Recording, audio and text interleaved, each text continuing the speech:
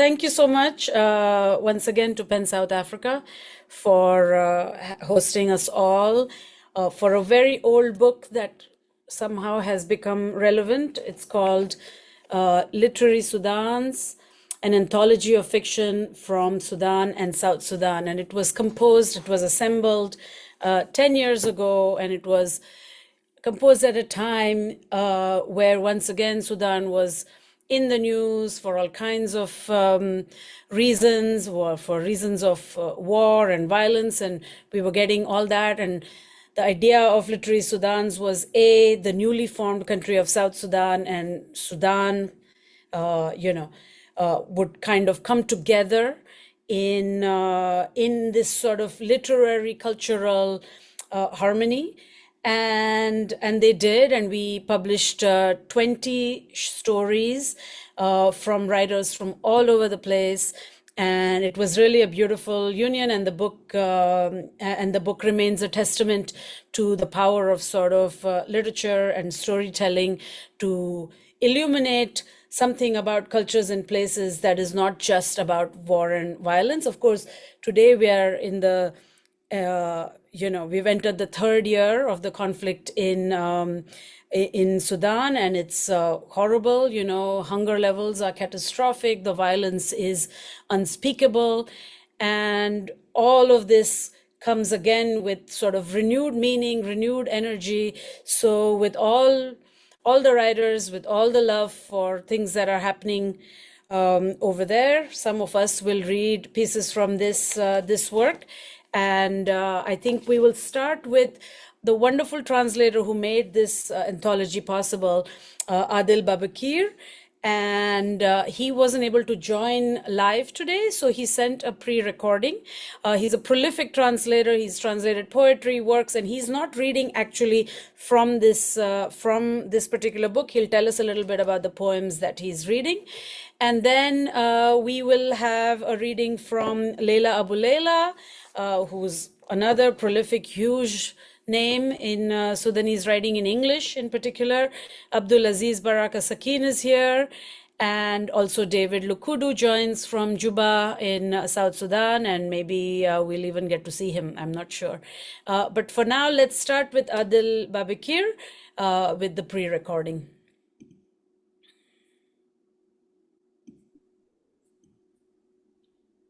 Hi, good evening.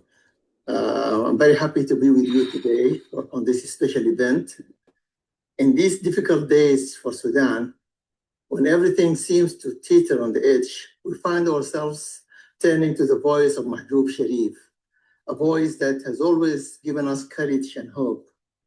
He was a true Sudanese legend, someone who devoted not only his poetry, but his entire life to the cause of democracy and freedom. His uncompromising stand against tyranny earned him the title of the people's poet, but also the wrath of successive dictatorships. He spent a significant part of his life in security cells, yet no prison walls could silence him. From the dark, filthy corridors of notorious cells, his poetry found its way out, quickly becoming patriotic songs that touch the hearts of millions. Today, his voice echoes well beyond our homeland, reaching the distant shores of the Pacific.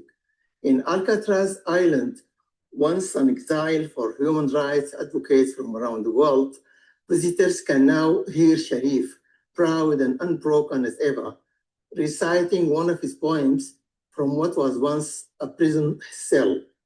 His voice resonates with voices of some of the world's most celebrated champions of human rights, such as Martin Luther King and the Robben Island singers, who were imprisoned during South Africa's notorious apartheid era. Let me share a small part of that poem called Osfur al-Hanin in Arabic, which is a homesick sparrow. Many of Sharif's poems were composed in incarceration, written on matchboxes or cigarette packs, and even in the inner sides of cloth, and carried out of prison by released inmates or trusted jailers. This particular poem, found its way out of prison when a fellow inmate used a needle to sew it into a jalabiya, which is traditional robe. It goes as follows. A homesick sparrow perches on the hearth's window. With longing eyes, it cranes out to glance at the houses, at the distant skies, waiting for a cheerful morning with promises laden to land like a turban on the shoulder of the homeland.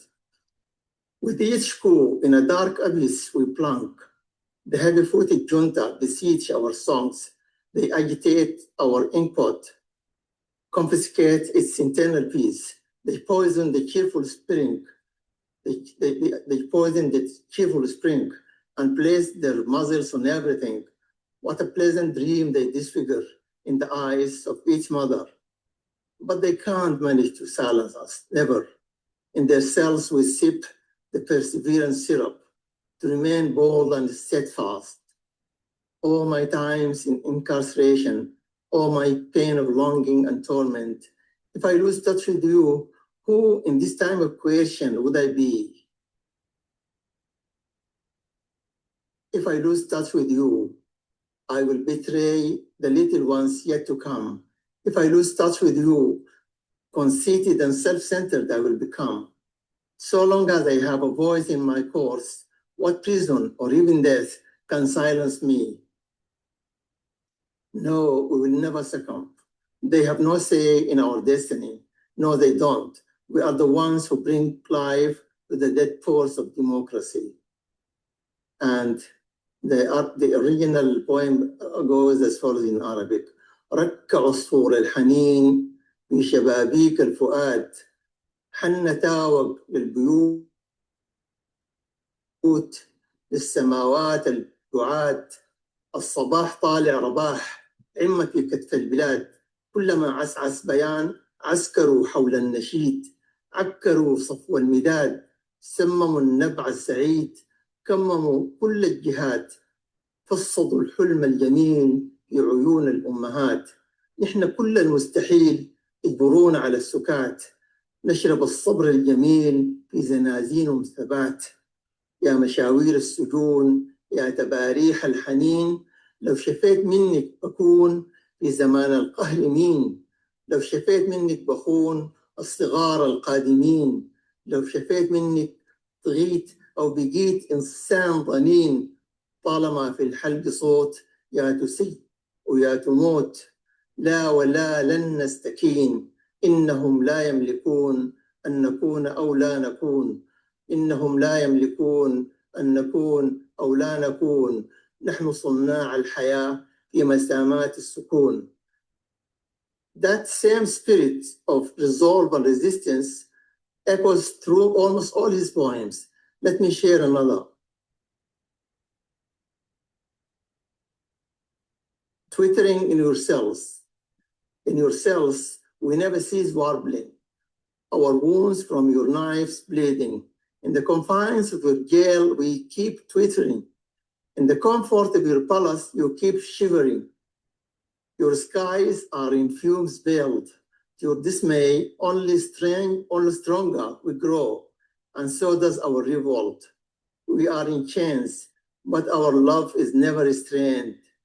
Deriding yourselves, narrating old love stories, chanting prologues of our favorite songs. You literally run away in shame from your address and name. For Sudan we stand, and for Sudan our hearts throb. When our storms blow, what on earth will your poor laws do? And in Arabic, مساجينك مساجينك مساجينك نغرد في زنازينك عصافيرا مجرحة بسكاكينك نغني ونحن في أسرك وترجف وانت في قصرك سماواتك دخاخينك برغمك نحن ما زلنا بنكبر بزلازلنا ونحشك في سلاسلنا ونسخر من زنازينك حكايات الهوى الأول بنحكيها بدايات الغنى الطول نغنيها حقيقة وليست تتأول هتهرب من عناوينك بالسودان مواقفنا، للسودان عواطفنا، ولما تهب عواصفنا ما حيلت قوانينك. Thank you very much.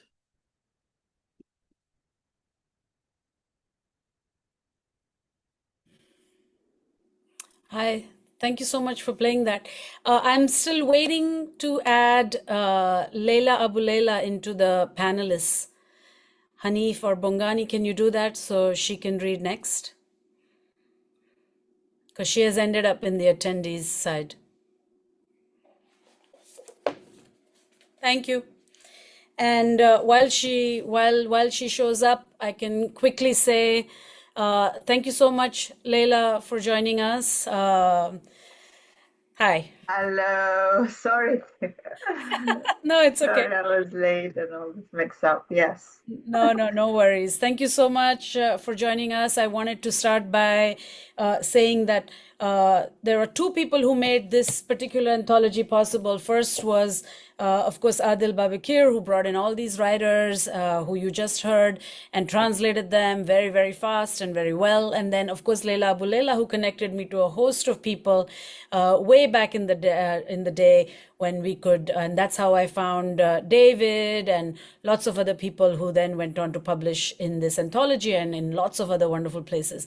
So Leila Aboulela, I don't think needs an introduction, really. I think she is one of the most renowned, most well-known writers in English from Sudan, and she is based in Aberdeen in Scotland, and has written 8 books, 6 novels, 2 story collections, and tons of other stories everywhere, has won lots of prizes, and most recently the PEN UK Pinter Prize, which she will accept next month in London.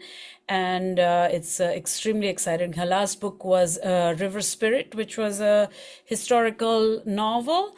And she recently wrote a short but very striking, provocative novella called A New Year, and that's out now as well. So Leila, I'm going to leave you to the reading. Thank you so much. Okay, thank you, Bhakti. I found my copy of Literary Sudans, and I found a note from you long time ago saying, I hope we can all come together for an event. So very nice. So this is from the first story in the anthology, Souvenirs.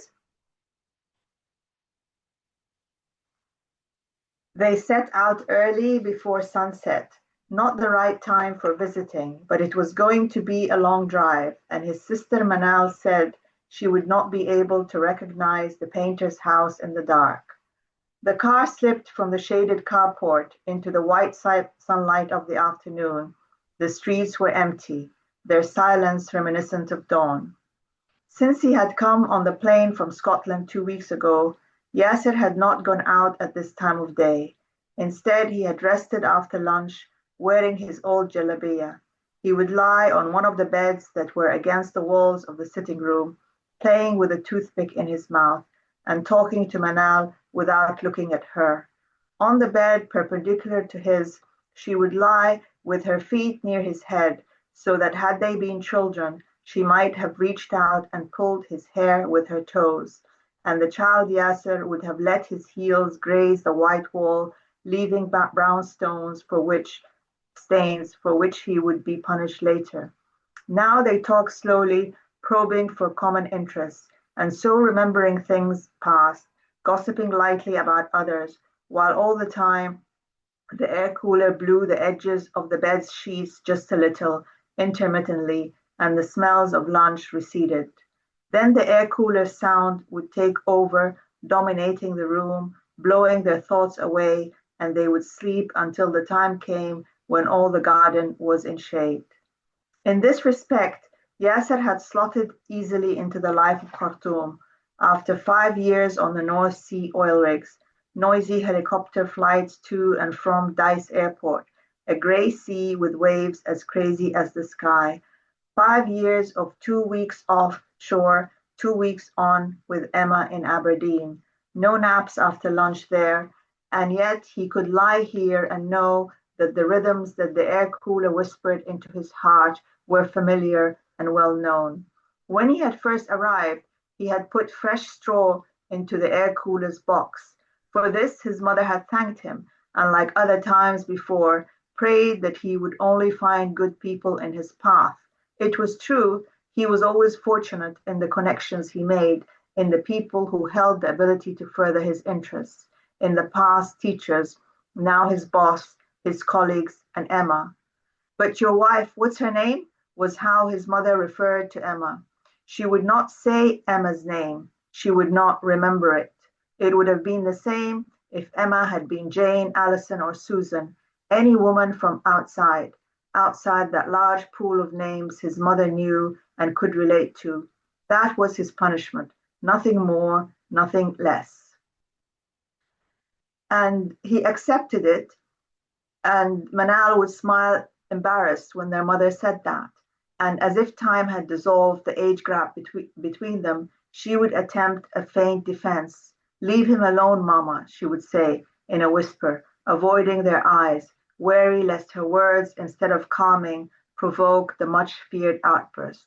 Manal had met Emma 2 years ago in Aberdeen. What she had told his mother about Emma, what she had said to try to drive away the rejection that gripped her, he didn't know. For Yasser, Emma was Aberdeen, unbroken land after the sea, real life after the straight lines of the oil rig, a kind of freedom.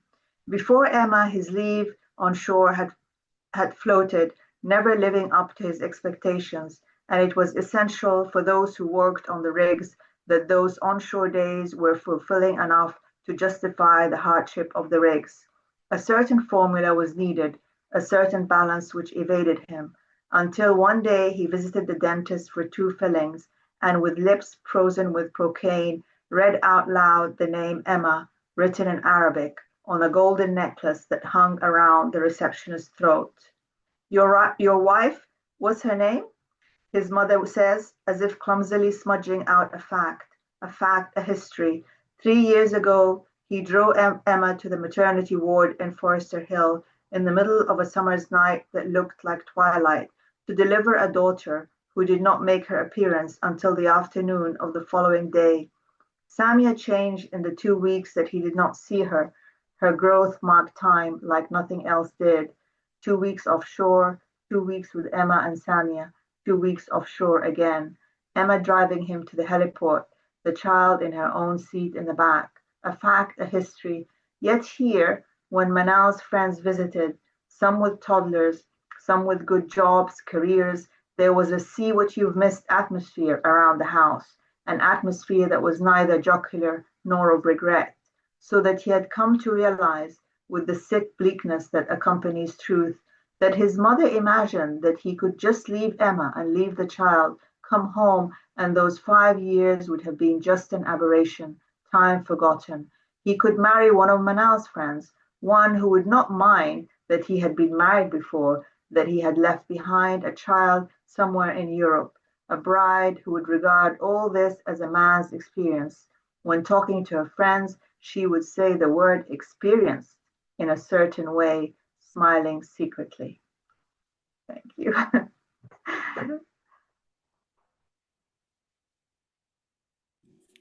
Thank you so much. Amazing. It's a longer story, and it. Do you want to say very quickly what happens? They go shopping. They go shopping. Shopping. They go in Yeah, search of souvenirs. they go in search of souvenirs because the wife didn't want to go to Sudan. She was, and she didn't want the child to go to Sudan because she was afraid of the child being ill, and she just wasn't keen on going. And so he looks around for what he can bring her, and even though he takes back with him some paintings, he realizes that he really can't bring her a souvenir. He really there's something about Khartoum, about what his sister, that everything that he cannot really convey. Yeah. Yeah, absolutely. It's beautiful. Very moody story. And someone in the chat is asking, they're saying they would really love to read it. It's included in this book, but it's also included in Elsewhere Home. Yeah, exactly. So you can, that one is easily around and available, so you can buy that. Okay, I'm going to move us to the wonderful, incredibly prolific Abdelaziz Baraka Sakin. Maybe he can turn on his video. Hello, thank you for joining us. And very quickly, well, it's not quick, but Sakin is the writer of, I would say, at least 12 novels and tons and tons of short stories and journalistic work.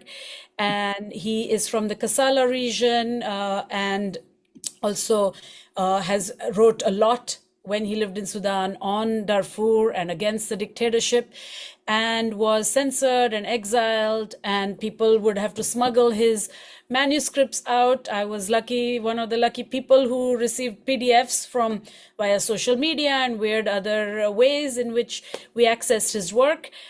He was then exiled in Austria for a while, and has now moved to France. Along the way, he accumulates language after language, and it's always just an absolute wonder. And in English, he has quite a few of his books are translated into French, or at least slowly coming out. In English, we have Jungo Stakes of the Earth, translated, I believe, by Adil Babikir, who read before.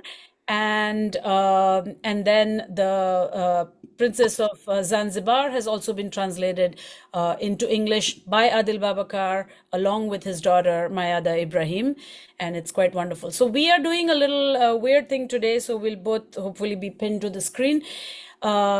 Sakin Abdelaziz will read in Arabic.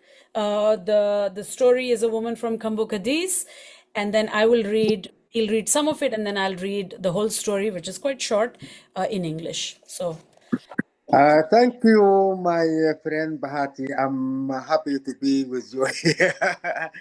We were sometimes somewhere before together. And also, I want to thank PEN South Africa for hosting us and make these very important readings. And I'm happy also to be to read together with Leila Aboulela and David Lukudu. They are my friends, and I have also Adil Babikir and others. Okay, I will read some of my short story, from Kambu Cadiz. في صباح قائض من يوم خريفي، بينما كنت أتسكع في شوارع المدينة كعادتي منذ أن طردت من وظيفتي للصالح العام قبل 2 سنين، سمعت صراخ أطفال وما يشبه التهليل والتكبير وأصوات نسوة تندفع إلي من ريح السموم الصباحية آتية من جهة تجمع سوق النوبة. كان نهيق حمير الإعراب القادمين من أطراف المدينة هو الصوت الوحيد المعتاد بين مظاهرة الأصوات تلك. هادئون كانوا دائما رواد سوق النوبة، يساومون في هدوء وخبث وحنكة، يشترون ويبيعون في صمت، كأنهم يؤدون صلاة خاصة.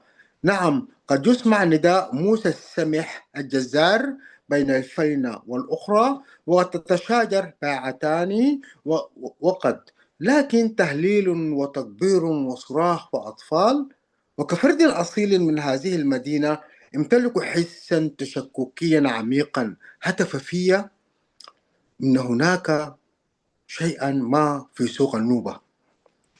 وكما يتشمم كلب الصيد أثر الأرنب البري، تشممت طريقي إلى المكان. عزيزة بنت كلثومة بعت العركي، كنا نحن قطيع المثقفين نطلق عليها اختصاصية العرقي، مرت أمام وجهي كطلقة كالطلقة الطائشة، وهي تحمل على كتفها أخاها الصغير منتصر غير عابئة بصراخاته المتقطعة المخنوقة بلعابه اللزج، والتي تثير الشفقة في قلب أقصى شرطي في العالم الثالث. كان أعجف صغيرا له عينان مستديرتان دامعتان كعيني سحلية، أعرفها جيدا، وأعرف أيضا أنها عادة من عند أمها كلثومة التي تبيع الكسرى نهارا بالسوق. فكان لزاما على عزيزة أن تحمل منتصر الرضيع 3 مرات في اليوم إلى أمها بالسوق لكي ترضعه رضعة الصباح، رضعة النهار، ورضعة الغداء.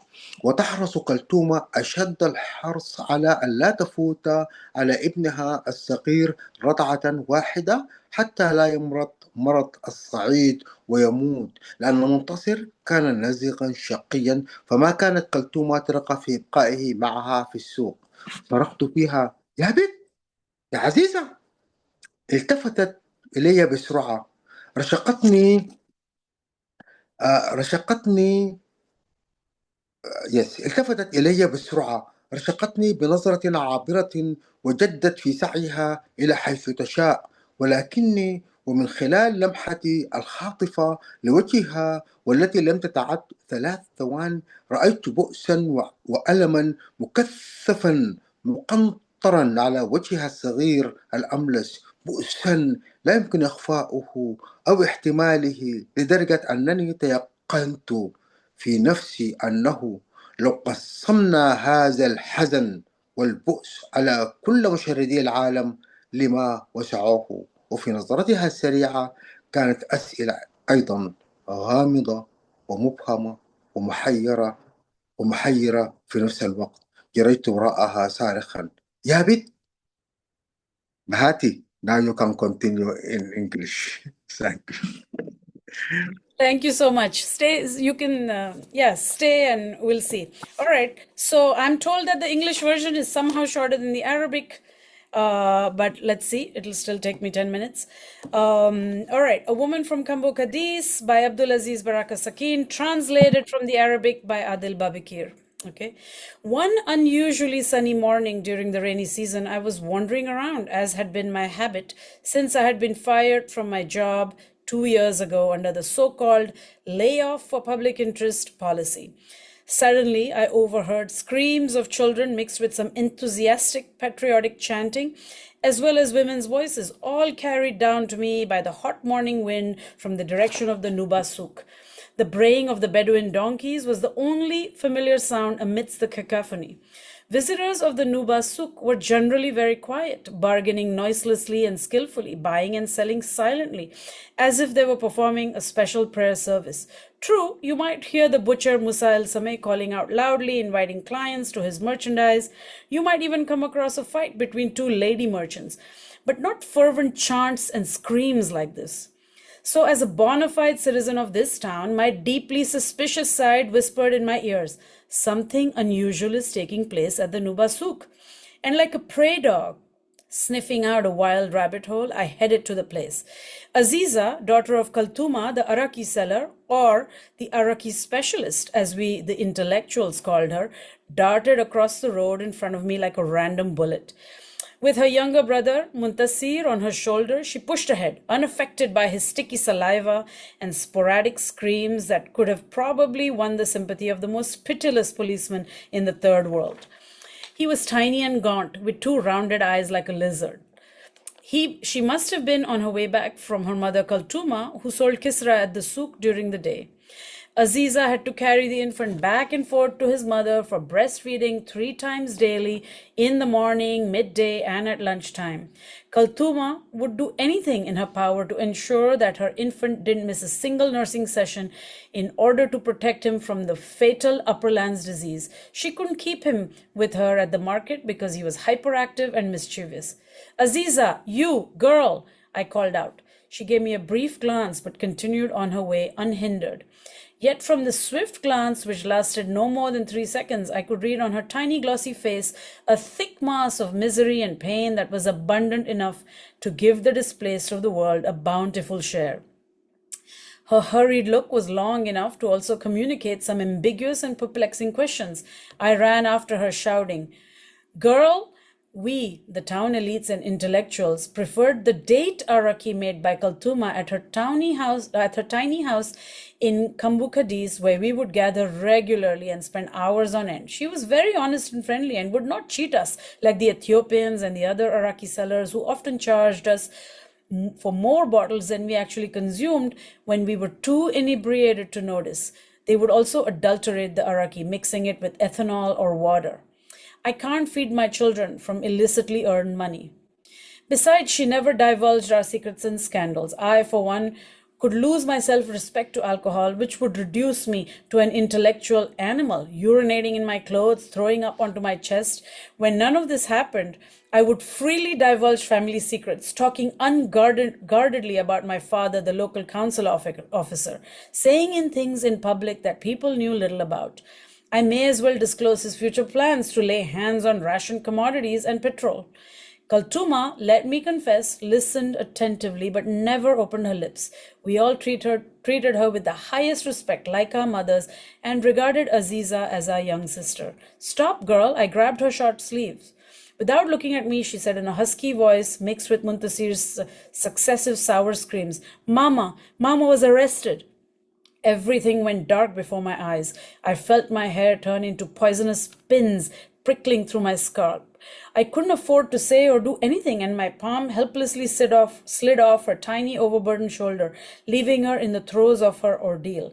Muntasir, meanwhile, kept watering her chest with sticky milk-flavored saliva, scolding her with his uninterrupted screams and ceaseless call-outs. Toma, his special way of pronouncing his mother's name, which I found amusing despite the gloomy drama. I often felt embarrassed whenever I stood helpless in any situation. If I had encountered such a problem in the past, I would have rushed to the judge, Galal Jamil. "Are you the one who issued this verdict?" I would have asked. I had no choice. You know it's beyond our control.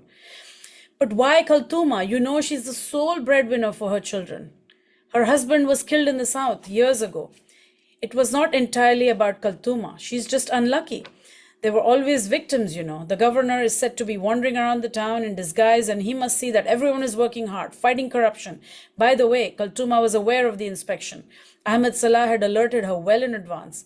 Yet they found a big gallon and 3 bottles full of date araki in her custody.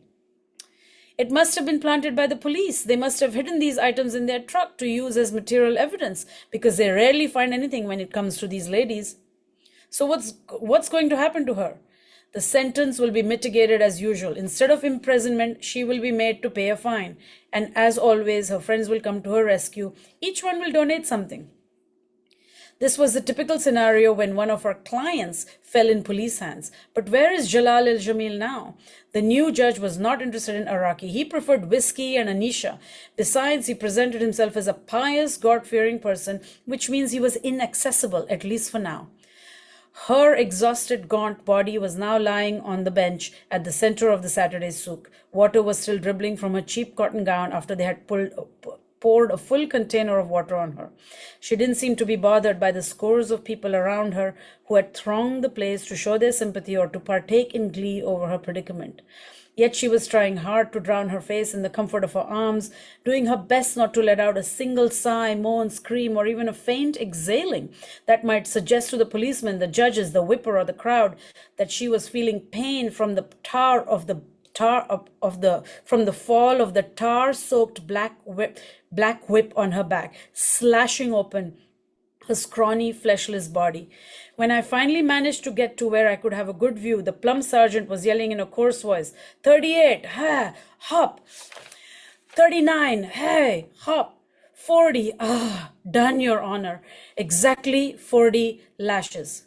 Now stand up, said the judge, who was wearing a cruel yellow smile in an attempt to look pious and fair, sociable and serious, all at the same time.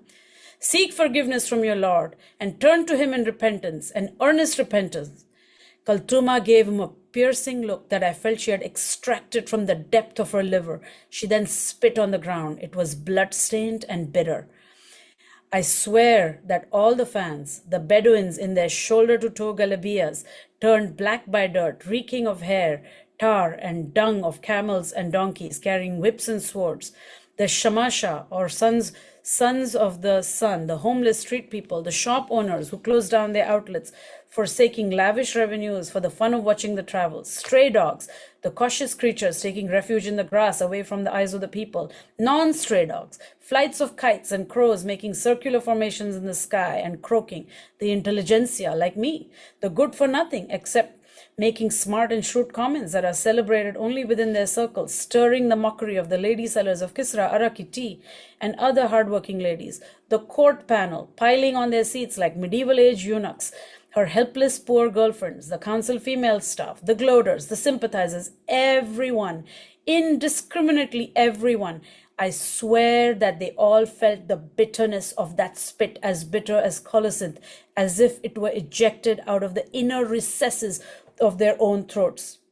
Without shifting the muzzles of her eyes away from his face, she put on her torn-up plastic sandal and pierced her way through the crowd, pointing her exhausted face towards her house, and darted out in brisk, firm, fatigue-braving step. She couldn't afford to have little Muntasir miss his morning breastfeeding session. My God. Incredible story. Thank you very much. Incredible. Small act of horrible, violent stuff and all the resistance. Thank you so much. I'm going to invite David Lukudu, who hasn't managed to switch his camera on, but I think his sound was wonderful. And I think David Lukudu is a very talented short story writer who has not produced as many short stories as we would like, because he moonlights as a doctor and he's a physician and he works in South Sudan, and he's every time he has a story, it's always wonderful, and there's a theme there often of Iraqi sellers and women that ties very well with Sakin's story. And I would love for David to start reading. I believe he's reading the story Seko 5, and he can tell us more. Yeah, thank you, Bhakti. My apologies for the video challenge. Thank you for putting all this together in collaboration with PEN South Africa, and for me to have this to be in this platform yet again with Abdelaziz, Baraka, Sakin, and then Leila, Aboulela as well, whom I met in Sudan many years ago.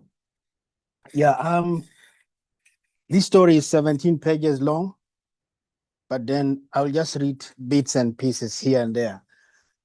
Maybe a little bit something about the story. It's a story about several things, really, but at the top is the plight of women in the one Sudan, especially during the 21-year civil war that we have had.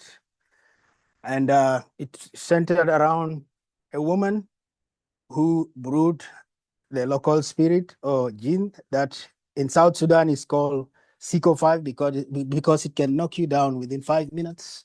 That's the title of that story.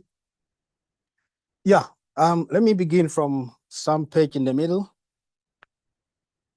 She had customers streaming from all walks of life, from laborers to traders, from mechanics to civil servants. There was a member of the clergy as well as an imam. She even had an Islamic fanatic from within the leadership of the ruling party, a messenger who often fetched the substance for her, from her, at one time claimed and carelessly disclosed, as his tongue slackened, for he had tested a tot or two to confirm the quality of the liquor. However, Fatna did not care what class her customers were, what they did or did not do, what they believed in or did not believe in, whether they practiced what they preach or did not practice what they preach. All she cared about was the money she made and the mouth she fed and the life she lived. Her customers came mainly from this slum and the next proper suburb, Fitihab, as well as from the posh areas as far as Amarat and Riyadh in Khartoum. Just on the other side of the Nile, she also had a couple from Khartoum Bahri. Transactions were done under the cover of darkness. Many of the nearby customers came with bottles hidden in polythene bags. to carry a liter or two to consume for a few days to a week. The regulars from Khartoum, on the other hand, were the wholesale ones, the 20 to 30 liter jerrycans per week or per fortnight customers. Often the demand would overwhelm the supply. That was when Fatna would involve a friend who brewed as well. Maybe the clients shared the contents with others behind closed doors. Of course, maybe they resell for profit. Fatna may never know, but they paid her. They paid Fatna very well, hardly bargained, and occasionally rewarded her with a bonus for a job well done, for accomplishing distillation of the highest order, a feat only achieved with extensive experience and exhaustive expertise. They would often applaud. As Fatna sat near the basin, holding a piece of soap and hoping it would be a good day, she turned and saw Jiddu looking at her. "Come here, Jiddu," Fatna said. "Where's your brother?" "At the market, Mama," the boy said as he stepped towards her, a socks ball in one hand. "What is he doing there?" "I don't know, Mama." He went with Boboya, his friend. Just then her gate squeaked open and 3 policemen trooped inside, like her compound was their station. She looked over her shoulder, threw the piece of soap in her hand to the ground, and turned and stood looking at the men in uniform. "We have come to search your premises for illegal items," said the leader of the team, holding a meter-long rod in one hand. "Search me as who?" Patna said, as she walked hesitantly towards the men in uniform. Her hands were shaking, but she kept wiping them on her dress and managed to contain that a bit. "It doesn't matter," the officer said. "As long as you don't obstruct us, your troubles with the law will not multiply." "But I have nothing unlawful here." "That's for us to prove. Woman, will you remain standing where you were?" Partner remained standing as she was asked. I'm jumping to another page.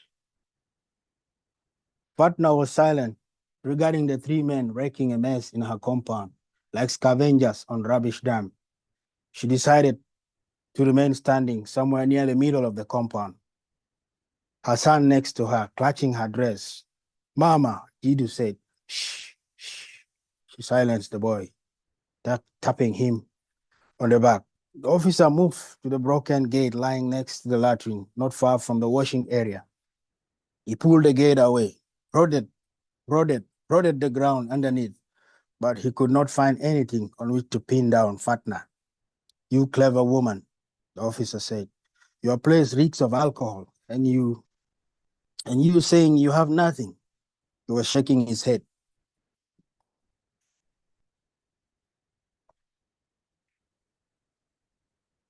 Fatna just craved the police would leave immediately.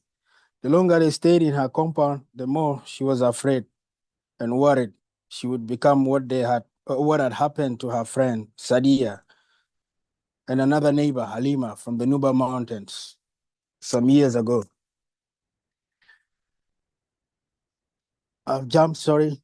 Presently, the officer walked to her laundry area, squeezed and held his rod in an armpit as he squatted to wash his hands. He scooped some of the basin contents with a hand and began to wash, unafraid of the dirty bra and dirty underwear. Fatna had hoped these 2 garments would keep off any man of the law should they dare come near the washing area.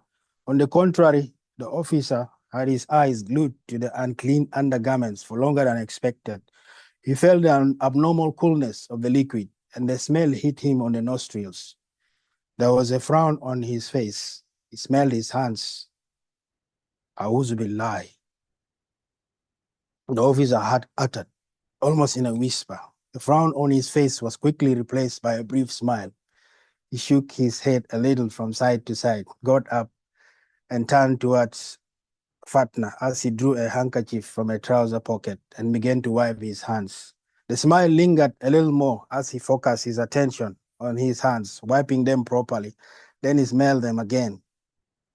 Fatna stood where she had been standing all along, silently watching the officer. Her son was also quiet by her side.